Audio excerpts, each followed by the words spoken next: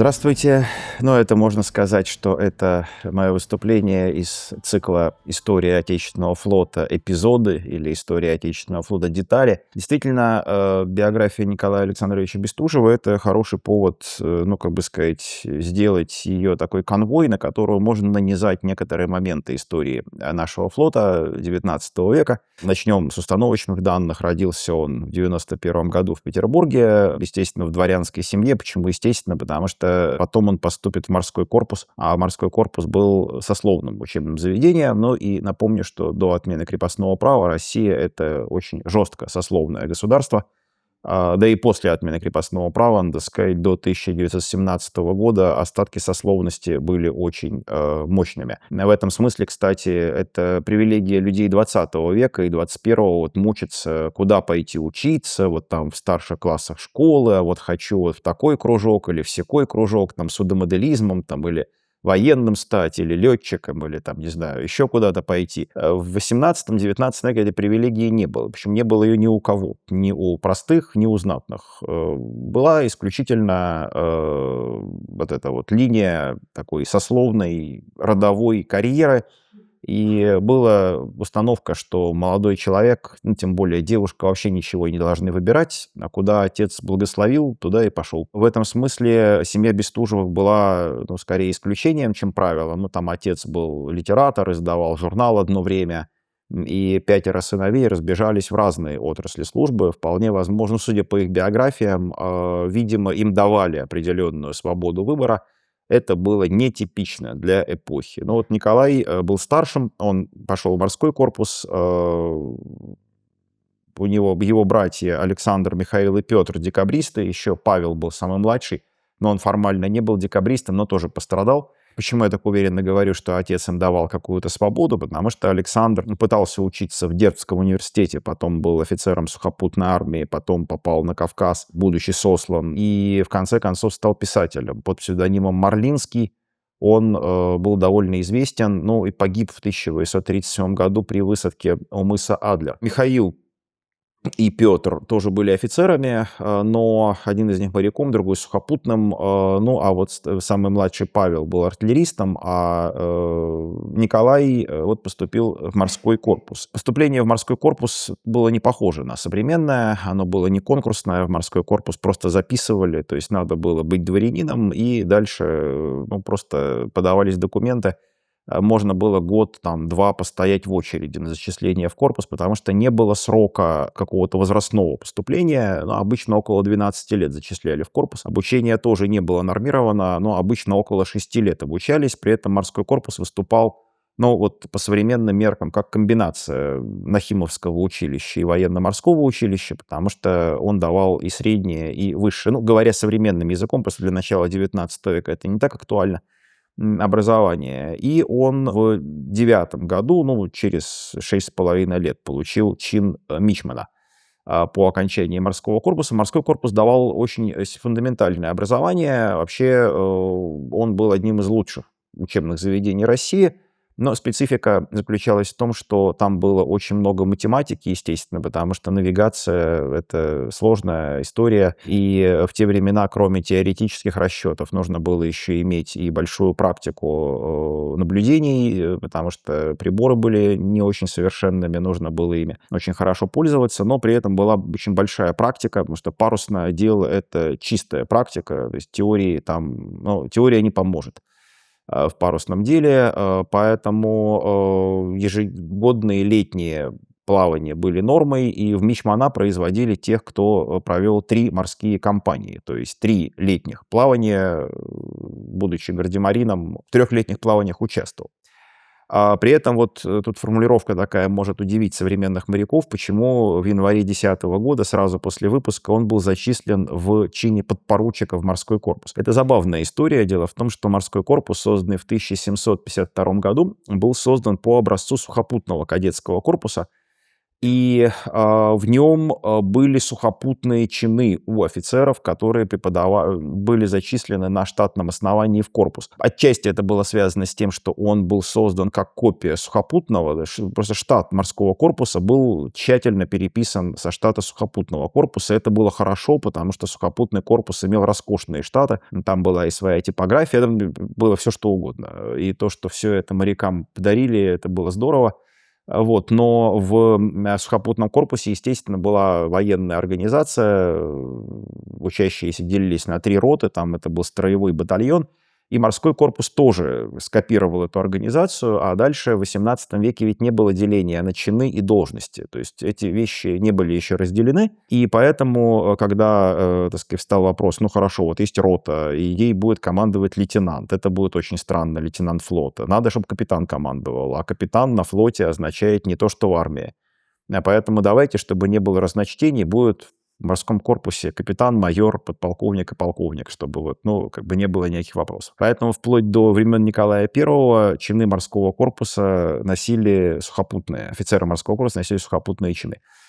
И вот это вот тоже странная по сегодняшним меркам практика, когда сразу же после окончания был зачислен фактически в штат преподавателей человек, она была распространена в XVIII-XIX веке, потому что людей, которые действительно обладали глубокими теоретическими знаниями, было немного, и была такая идея, зачем терять молодого человека, он на флоте забудет всю математику, когда будет ходить на кораблях.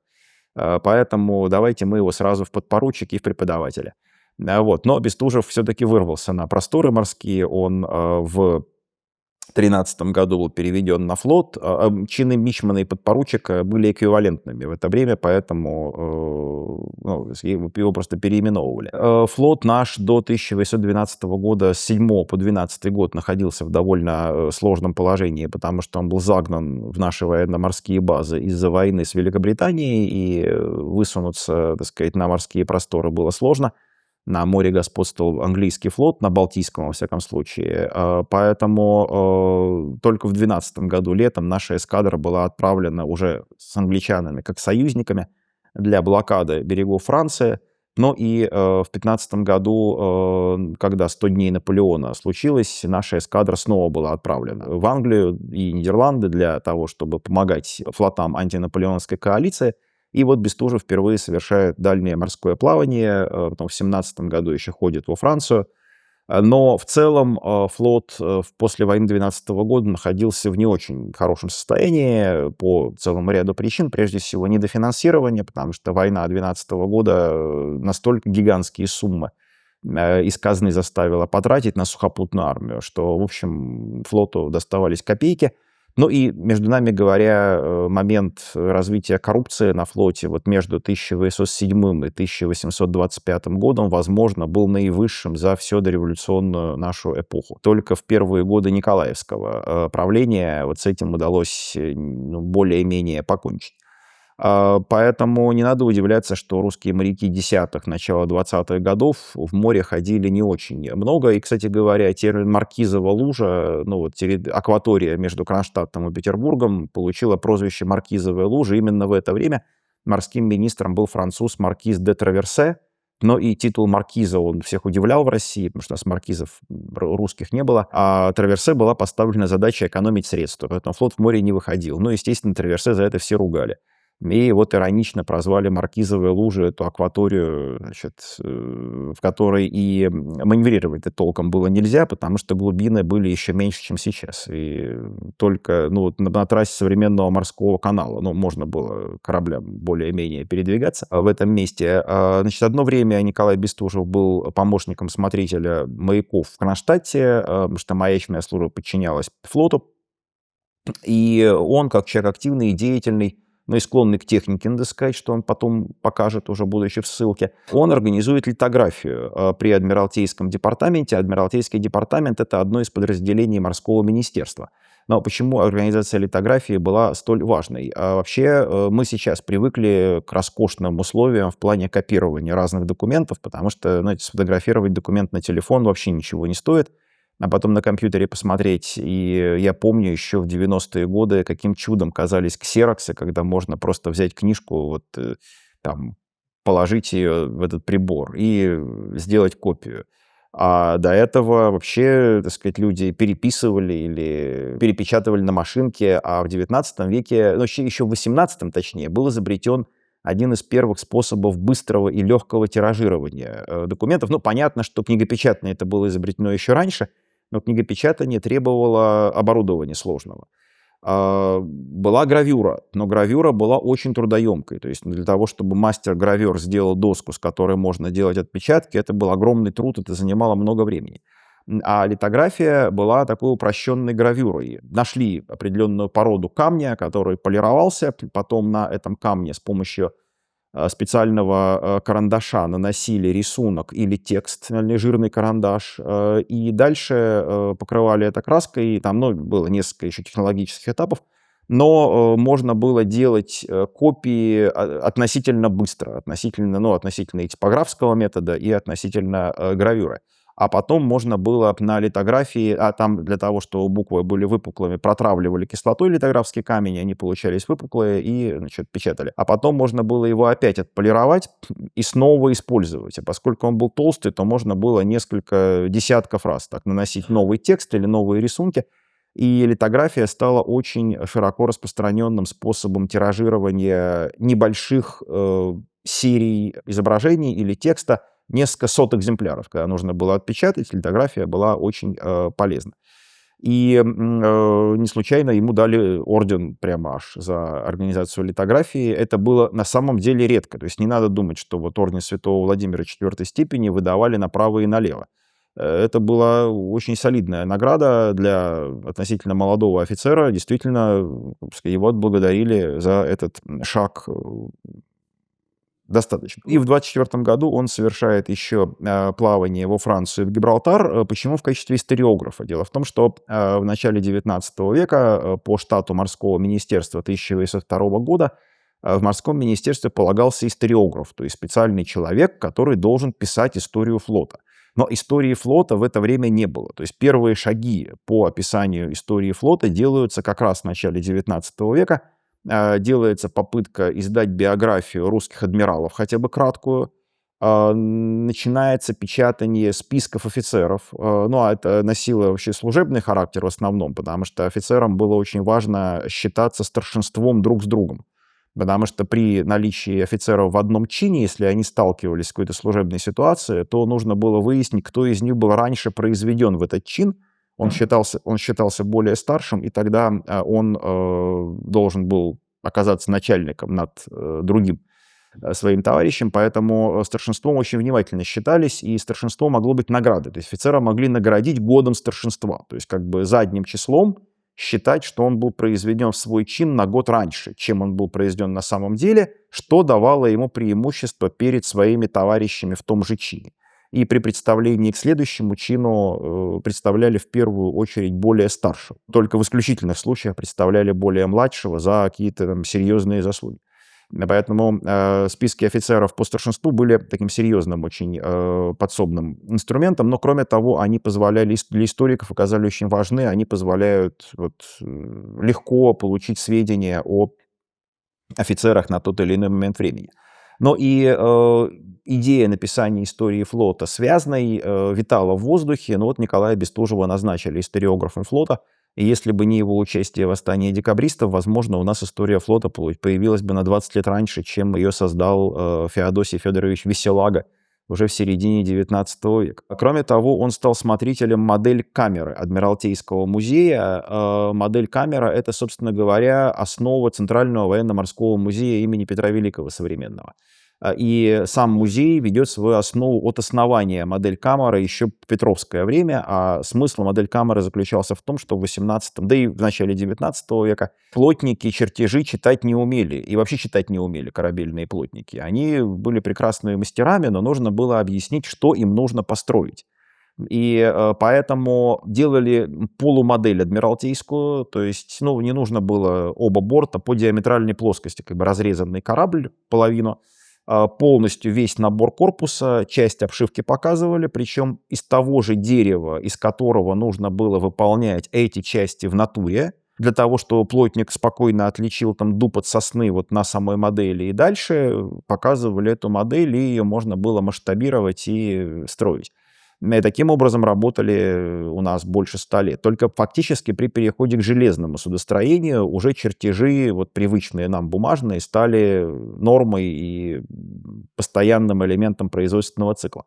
А как раз в 20-е годы 19 века родился современный моделизм. И самое забавное, что никому, ни в Англии, там, ни во Франции не приходило в голову, что модель можно сделать красивой. Потому что эти адмиралтейские полумодели были довольно грубыми. Но они были большими, во-первых, а во-вторых, ну, если из дуба, из которого делали шпангоуты, сделать шпангоуты на модели, у дуба же такая крупная структура, крупное волокно, и на модели это смотрится очень грубо, как такая вот топором сделанная какая-то поделка. И как раз вот в начале 20-х годов такому Глотову, еще одному морскому офицеру, пришло в голову, что можно делать из драгоценных пород дерева модели и имитировать цветом дерева окраску разных частей корабля. То есть, например, если у нас в белой краске что-то было покрашено, из слоновой кости сделать этот элемент, если черной краской из черного дерева сделать этот элемент, там какие-нибудь латунные части можно позолотить.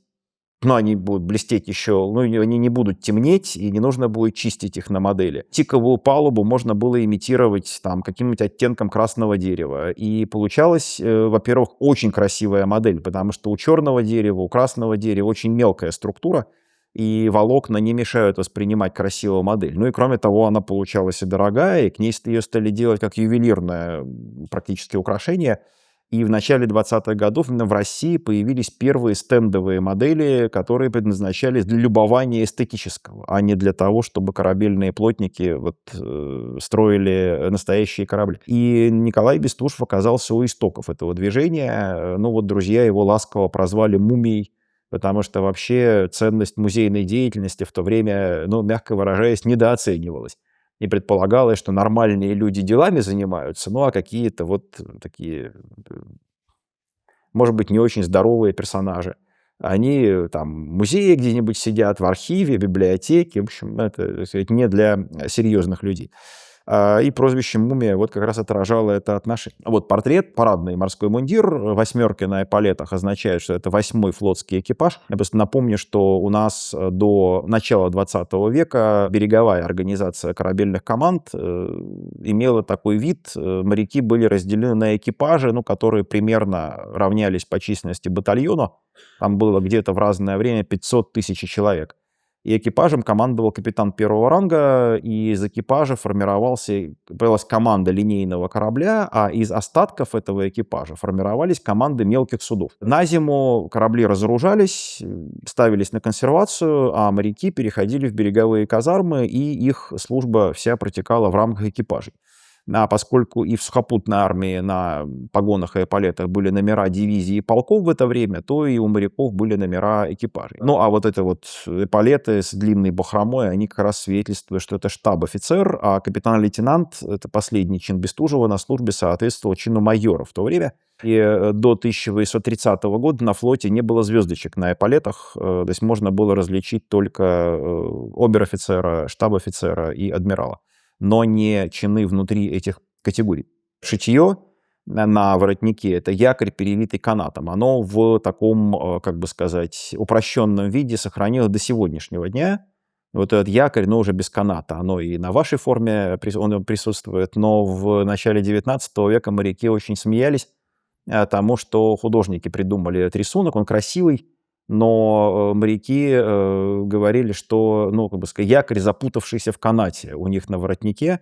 Это очень плохая история. Понятно, что если якорный канат запутался вокруг якоря, то это опасно для корабля. А там еще, кроме якоря, там еще, кроме каната якорного, там еще был такой тонкий конец, еще красиво обвивавший якорь. То есть совсем якорь вот, непригодный для использования. Вот. Но подобное же шитье было и на форме британских морских офицеров, и французских. Это была общеевропейская традиция. Вот. Ну и, как бы сказать, такой, я бы сказал, реализм принесли в жертву эстетике. И вот тот самый орден Святого Владимира на груди здесь есть. Бестужев еще и написал ряд научных статей по мореплаванию и по технике, еще и стал художником, оказался избран членом-корреспондентом Императорской академии наук, но, в общем, мог бы спокойно жить. Но восстание декабристов изменило резко его судьбу. Он был активным участником Северного общества.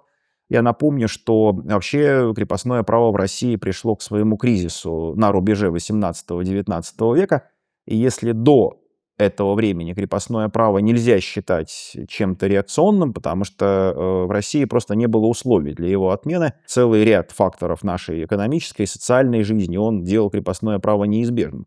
Но на рубеже 18-19 века и, с одной стороны, развитие России, с другой стороны, промышленный переворот в Англии, они сделали крепостное право тормозом. Но это хорошая история о том, что любое социальное явление, как правило, появляется как прогрессивное, какое-то время способствует развитию общества, а потом оно исчерпывает свой потенциал и превращается в реакционное.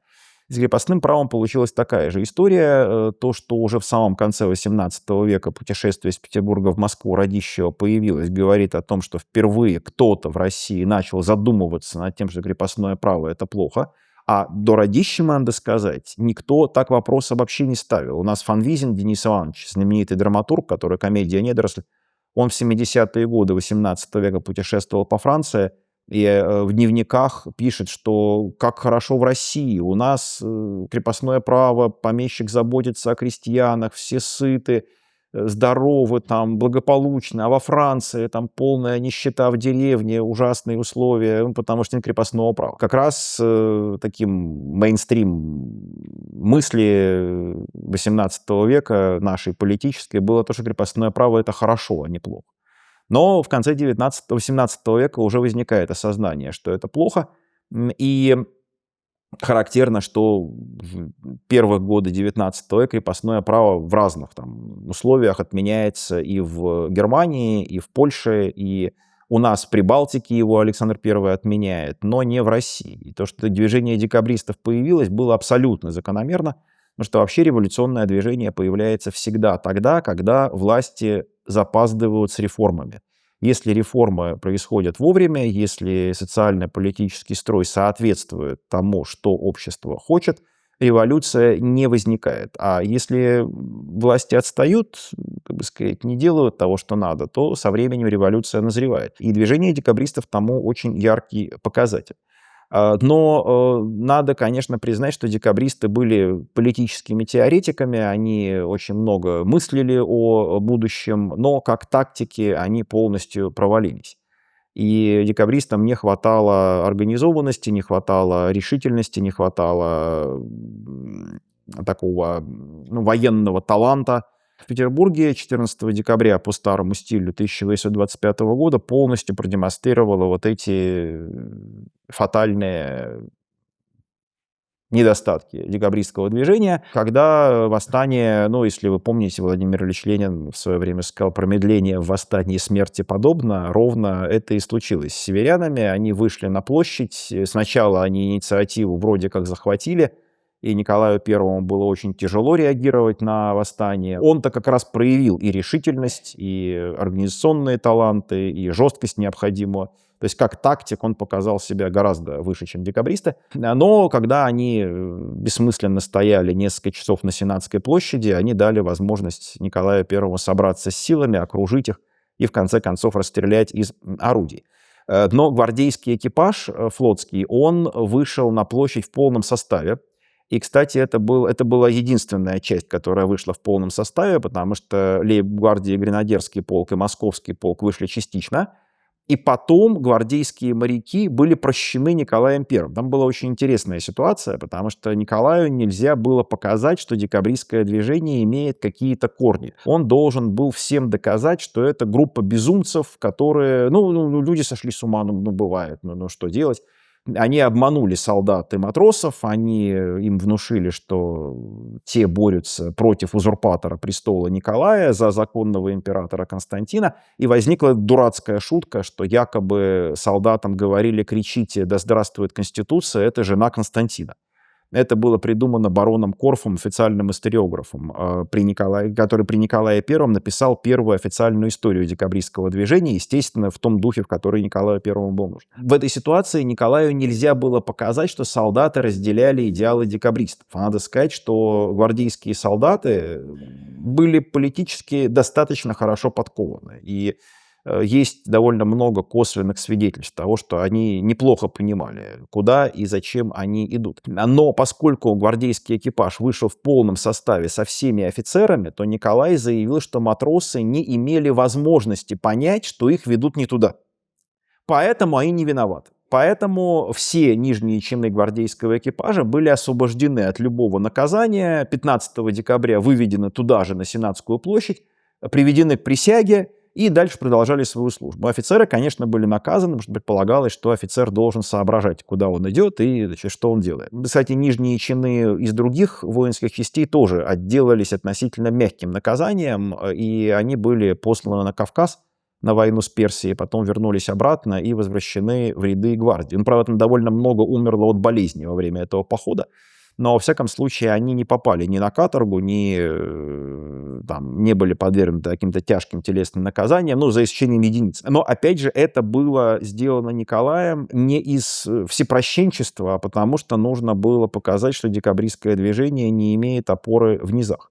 Но сам Николай Бестужев присутствовал на площади. Он, кстати, помешал Кюхельбекеру стрелять в Милорадовича, генерал-губернатора Петербурга, который пытался уговорить декабристов сдаться. Опять же, вот к вопросу о том, что нельзя идти на восстание, как бы не испытывая ненависти к тем, против кого ты восстаешь. А декабристы, да и их противники, все время видели друг в друге не врагов, а своих сослуживцев, представителей того же социального слоя, своих знакомых, в конце концов, и рука не поднималась стрелять друг в друга. Он пытался скрыться, но довольно быстро был арестован. Вообще, надо сказать, что Вильгельм Карлович Кюхельбекер, раз я уж назвал его фамилию, он незаслуженно тут попал в такие смешные чудаки, потому что в свое время Пушкин написал злую эпиграмму там, про то, как ему стало кюхельбекерно и тошно от стихов Николая Карловича. Сложилось впечатление, что Николай Карлович был такой нелепый физический человек какой-то и такой странный ментально. На самом деле он был один из самых решительных и серьезных декабристов Северного общества, и он как раз был одним из немногих, кто перешел на нелегальное положение, по-серьезному. И серьезно пытался скрыться, и до Варшавы доехал, и случайно был узнан и арестован. И потом он пытался продолжать какую-то деятельность еще и в ссылке. То есть, в общем, он был гораздо более жестким и серьезным человеком, чем кажется. Николай Бестужев, так сказать, пытался скрыться, это у него не удалось. Он попал в Петропавловскую крепость, естественно, был осужден по 2-му разряду. Напомню, что декабристы были осуждены по 15 разрядам, практически по 16, потому что 5 человек были поставлены вне разрядов, те, кто будет потом казнен. И приговор специально был, что называется, на полную катушку. Так было принято в 18-19 веке. Если приговаривали кого-то к чему-то, то на полную меру наказания, для того, чтобы царь потом мог смягчить наказание. Потому что одним из титулов любого русского царя было государь всемилостивейший. Он должен был все время милость проявлять. Поэтому Николай I на 1 ступень всем уменьшил наказание. И поставленные 5 декабристов вне разрядов должны были быть четвертованы, но их повесили. Соответственно, 1-й разряд должен был быть повешен, их на пожизненную каторгу отправили, ну и так далее, и так далее. Приговорен он был к вечной каторге по 2-му разряду, потом ему сократили до 20 лет, потом до 15, и отправили Николая Бестужева в Сибирь, так же, как и остальных декабристов. Кстати, нужно подчеркнуть, что поскольку общество было сословное, то дворянину попасть на каторгу было невозможно в дореволюционной России. Почти невозможно. То есть только за особо серьезные политические преступления. И декабристы фактически оказались первыми дворянами, которые вообще попали на каторгу. А считалось, что за общеуголовные преступления, за убийство, например, если крестьянин попадал на каторгу, то дворянин лишался дворянства и попадал на поселение в Сибирь. На поселение, он просто жил свободный человек, ну, с ограничением того, что он не мог выехать за пределы там, своего населенного пункта, но, во всяком случае, эта жизнь в Сибири была однозначно гораздо легче, чем каторжные работы в кандалах, там, в рудниках и так далее.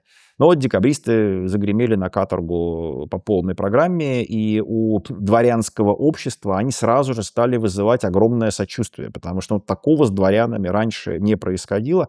И даже те, кто были против декабристов, все равно им сочувствовали. До 1939 года отбывал каторгу. Ну, опять же, это была тоже смягченная каторга на фоне той каторги, на которую попадали крестьяне и мещане, потому что сословное общество, оно все равно работало в любой форме. И Николай Бестужев оказался одним из очень рукастых декабристов. Он с братом Михаилом создавал мастерские, там, токарные, слесарные, столярные, изобретательством занимался.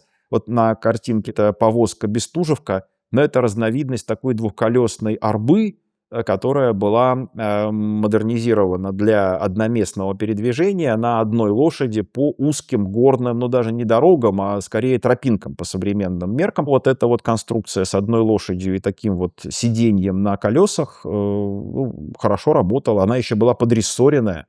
Это тоже вот к вопросу о том, как далеко зашел технический прогресс. Мы сейчас вообще не представляем себе какой-то агрегат на 4 колесах без рессор. А между тем, вплоть до конца 19 века это была любая, так сказать, основная телега была без рессор. Только у дорогих экипажей были рессоры, и то довольно жесткие, и езда была отнюдь не такой комфортной, как сейчас по асфальтовой дороге на автомобиле. А Бестужевская печь — это модернизация русской печи. Это вообще тоже интересная история. Казалось бы, как можно модернизировать русскую печь? Ну, это шедевр народного гения. И, кстати, русская печь, она русская, потому что за пределами России она не встречается. И это лишний намек на то, что климат России — это уникальное явление, но только в одной стране мира есть такой же плохой климат, это Монголия. Больше нигде нет вот такого плохого климата. Даже в Канаде, ну просто это общеизвестный факт, что Оттава, столица Канады, находится на широте Киева, на минутку. И представлять себе Канаду как суровую страну нет никаких оснований. То есть там, где в Канаде суровый климат, там просто людей нет. А все люди живут там, где климат не суровый. Собственно, в современной Бурятии, где декабристы оказались, там у местных жителей, у бурят, у них был такой этап перехода от кочевничества к оседлой жизни. Они только осваивали такие технологии оседлости, и у них были довольно примитивные очаги, а климат суровый, и Бестужев придумал такую упрощенную, немножко уменьшенную русскую печь, кладке, которой он обучал местных жителей, и буряты были очень благодарны. Вообще, если так вот немножко вбок отойти, это был еще первый случай, когда декабристы попали в Бурятию, первый случай плотного контакта образованных русских людей с образованными буддистами. Потому что до этого буддизм практически не был известен в России. У нас калмыки буддисты, но как-то в Калмыкию мало кто заезжал, а в Бурятию тоже, в общем, мало кто заезжал. А те люди, которые посылались в качестве администраторов в Сибирь в XVIII веке, они не очень интересовались, что там за эти язычники, какие верования у них. Потому что буддизм, его считали разновидностью язычества. Декабристы как раз вступили в контакт с образованными буддистами, а, кстати, дочь одного из братьев Бестужевых вышла замуж за сына одного из Далай-лам, глав буддийского духовенства. Но он, правда, принял крещение, потому что до революционной России браки христиан и нехристиан были абсолютно невозможны.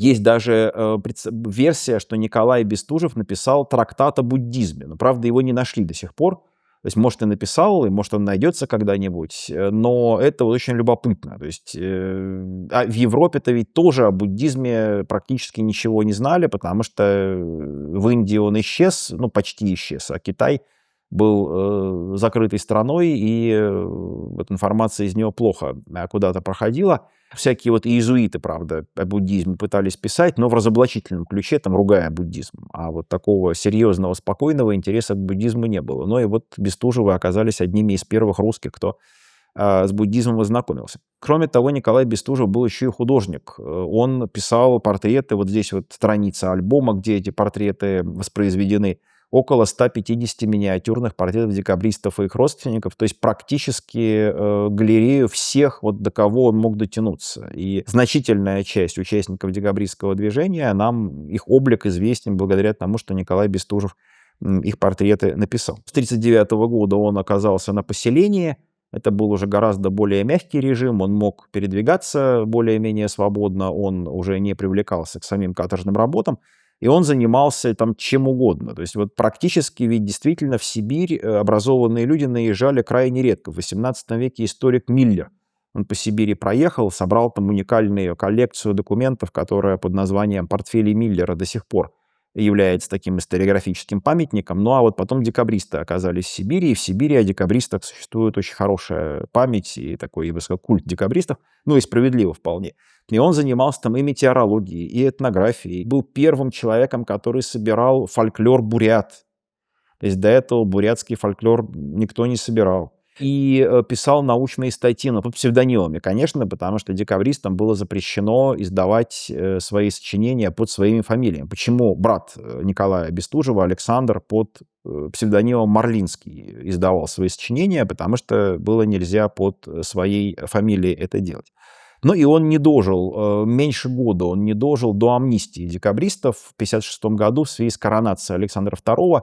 Александр II декабристам разрешил вернуться в Европейскую Россию. Там было две стадии. Сначала он решил вернуться в любой город, кроме Петербурга и Москвы. А потом уже, спустя несколько лет им разрешили где угодно уже жить. Но они все были уже очень пожилыми людьми, и их и осталось-то не так много.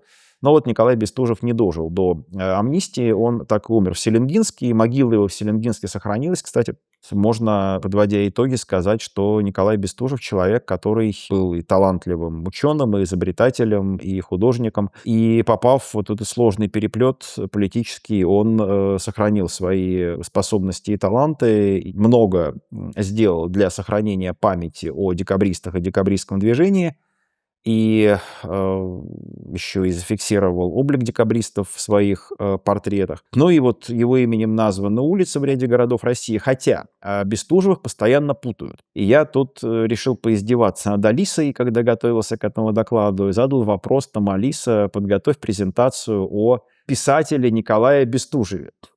Она немножко сошла с ума и соединила биографии двух братьев: Александра, который известный писатель, и Николая Бестужевых. Она предлагает один из слайдов, что Николай Бестужев погиб в 1855 году при высадке на мыс Адлер. То есть, собственно, это Александр погиб при высадке на мыс Адлер в 1837 году. Но это мыс Адлер, собственно, ровно где аэропорт сейчас находится. А Николай умер в 1955 году в Селенгинске. Но вот она это все совместила.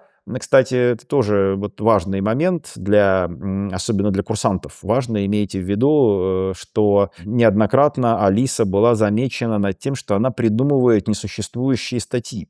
То есть я пару раз сам вот так дергался, потому что, ищешь литературу, и вдруг она выдает статью, прямо вот в яблочко название, вот точно, что тебе нужно, прямо идеально. Еще какая-то аннотация этой статьи краткая, тоже там все прекрасно. Начинаешь уже, дрожат руки, начинаешь ее искать и обнаруживаешь, что ее нет. Говорят, что в этом году вроде как ее обучили не врать. Здесь сказали, что врать не надо.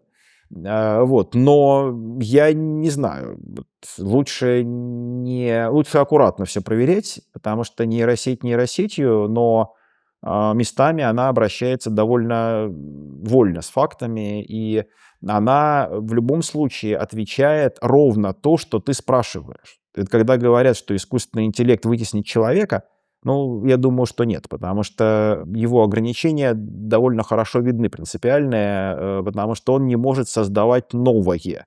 Он может просто комбинировать старое, причем еще почему-то очень по-лакейски относясь к запросу. То есть, если господину угодно, да пусть, пожалуйста, там любую статью придумаем, любую информацию сочиним для того, чтобы человеку было комфортно. И человек ее одобрил. Но это не то, чего мне бы лично хотелось от искусственного интеллекта. Не знаю, может быть, со временем он станет более адекватным. Но пока полагаться вслепую на него вот точно нельзя. В Селенгинске в музее, посвященном декабристам, есть разделы о Николае Бестужеве, и научные конференции проводятся, и книги написаны о нем, фильмы сняты, и миниатюры его хранятся много где. Так что Николай Бестужев — человек многогранного таланта, и в ссылке сохранивший интерес к жизни и способность к научной и такой исследовательской, изобретательской работе. Некоторые книги, которые можно почитать о Бестужеве. Тут почему попала еще в третью позицию книга Эйдельмана, посвященная Лунину, потому что она шире, чем заголовок. Там вообще много о других декабристах, кроме Михаила Сергеевича Лунина. Но Михаил Сергеевич Лунин, кстати, это один из очень недооцененных декабристов, может быть, наряду с Павлом Ивановичем Пестелем. Но это мое мнение, но мне кажется, что эти два человека действительно были готовы к политической борьбе, и если бы декабристы победили, то кто-то из этих людей у руля России бы встал. Может быть, они, конечно, убили бы друг друга, это тоже нельзя исключать. Вот. Но, во всяком случае, они подходили к политической борьбе серьезнее, чем большинство других декабристов. И Лунин пытался вести пропаганду, будучи на каторге. Один из немногих декабристов, кто после поражения восстания пытался продолжить политическую борьбу. В рассказе о Лунине там много есть всяких о других декабристах, в том числе о Николае Бестужеве. Ну и, конечно, в нашем архиве военно-морского флота хранятся документы Николая Бестужева, связанные с морским музеем. Его послужной список можно найти. Это аналог личного дела современного. Ну и в других архивах, конечно, есть материалы. Но я думаю, что в стенах Центральной военно-морской библиотеки нужно сказать о, прежде всего, Российском государственном архиве военно-морского флота. Если вы сами участвуете в каких-то событиях, обязательно пишите об этом. Написать воспоминания еще долг каждого, я бы сказал, присутствующего, потому что существует такая иллюзия, это интересно, это прям анализируют историки, что человек вообще в целом скромен, и у человека все время в голове сидит такая мысль, ну а почему, какое право я имею мемуары писать? Ну что ж, я простой, там, обычный, рядовой, неинтересный, со мной ничего там особенного не было. Ну, пару анекдотов там рассказать, там, каких-то смешных о службе, потому что обычно задним числом смешное вспоминается, там, а не грустное. А на самом деле мемуары так называемых рядовых участников событий, там, или простых, ну, потому что у нас на самом деле простых и рядовых нет, это исключительно интересно, потому что это может быть интереснее, чем воспоминания какого-нибудь начальника, которые на самом деле являются отражением документов официальных. Ну, возьмите воспоминания маршала Василевского. Но он был просто такой человек, прошедший суровую школу, как все они, еще и штабист. Такой очень жесткий штабист. И его воспоминания — это просто конспект, особенно о Великой Отечественной войне, это конспект каких-то документов, с которыми он работал. Причем конспект еще принципиально урезанный, потому что, естественно, что ничего там выходящего за очень узкие рамки того, о чем можно было говорить в 60-е годы, он не написал. А рядовой участник событий, он не скован этими вещами. Он может писать, опять же, ну, если там в ближайшее время там это не опубликовано не будет, через 100 лет эту вашу тетрадку найдут историки, будут счастливы.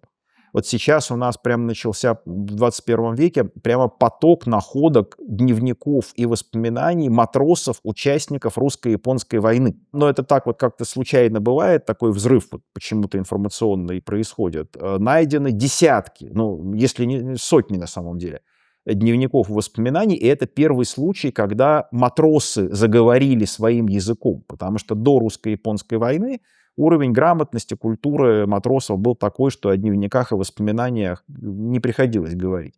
А вот солдаты заговорили только во время Великой Отечественной войны и после нее, потому что в армии уровень был ниже в этом смысле. Они могут быть написаны абсолютно не литературным языком, но это еще и интереснее. И там могут быть какие-то такие детали, которые, кстати, позволили... Тут есть несколько наблюдений, которые позволили немножко по-другому взглянуть на Цусимское сражение. Но если хотите, могу тут пару привести пример, он любопытен. Дело в том, что есть подозрение, но это гипотеза, то есть это, конечно, не стопроцентный факт, что у нас в нашей историографии завышена скорость русской эскадры во время Цусимского сражения. Насколько я помню, у нас обычно цифра такая, там где-то 12-13 узлов обычно стоит.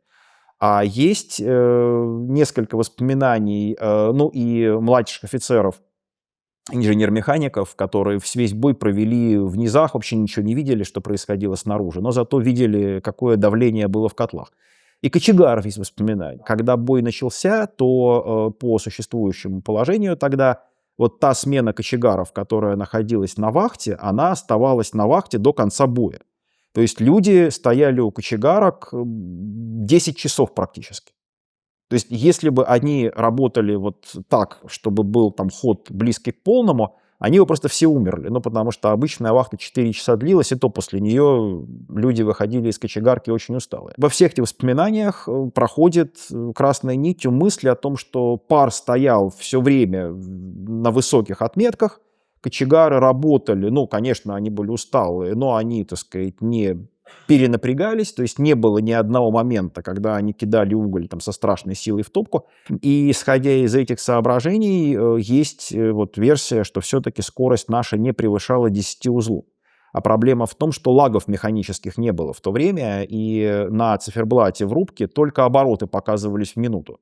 А обороты в минуту, они могли как угодно соотноситься с реальной скоростью. Ну, не то, что как угодно, конечно, но в широком диапазоне там это все можно было соотносить. Если это так, то тогда становится немножко более понятным маневрирование обеих эскадр, и становится более понятно, почему японцы все время... А японцев тоже была скорость не 18 узлов. Там у них была скорость, ну, видимо, все-таки 13-14 узлов. Но это было на 3-4 узла больше, чем у русской эскадры. Это позволяло им все время выходить на выгодную позицию для стрельбы. Так что, казалось бы, такая вещь, как скорость в бою, то есть, казалось бы, она должна там в вахтенных журналах отразиться, должна там во всех отчетах отразиться. А позднее, когда отчеты писали, то немножко, хотелось показать ситуацию чуть лучше, чем она была, чуть красивее, чем она была. Максимальная скорость была около 18 узлов. Ну и прикинули, ага, у японцев, значит, была прям 18 узлов с присыпкой, но у нас там минус 3, значит, у нас было 15, и вроде как мы тоже молодцы, не совсем медленно шли. А на самом деле, видимо, там... Но это, опять же, вот это обсуждаемо, это высказывается такое мнение, то есть, может быть, это не так, но это, мне кажется, достаточно вероятным, и основываемся мы как раз на воспоминаниях рядовых участников вот этого процесса. Спасибо за внимание. Если есть вопросы, я готов на них ответить.